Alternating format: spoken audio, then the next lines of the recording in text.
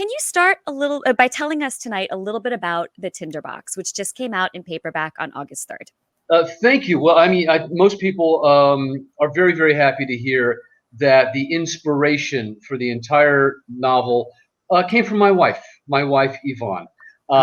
And when we first started dating, we literally just passed our 14-year anniversary married. We've been together, I think, more like 18 years, something like that. Wow. Crazy. But when we first started dating, she was a makeup artist, but she was also an amazing graphic artist. She knew about my acting, but she'd not read any of my writing. And, you know, I've got screenplays that haven't been produced.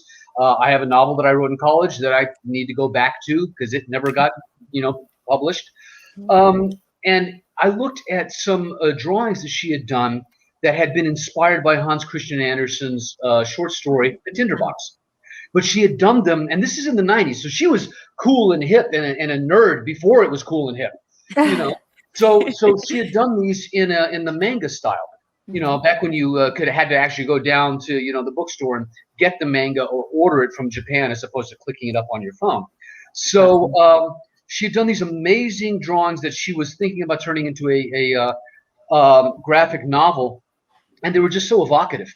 They felt like a feudal, you know, sword and sorcery, you know, princesses and kings and knights and that sort of thing, but with this Japanese sort of influence. And to me, it was like, boom, okay, that's Star Wars, because Star Wars took so much, you know, from Kurosawa. And I said, this is a movie. So she said, great, wonderful. And I set about and I wrote a screenplay.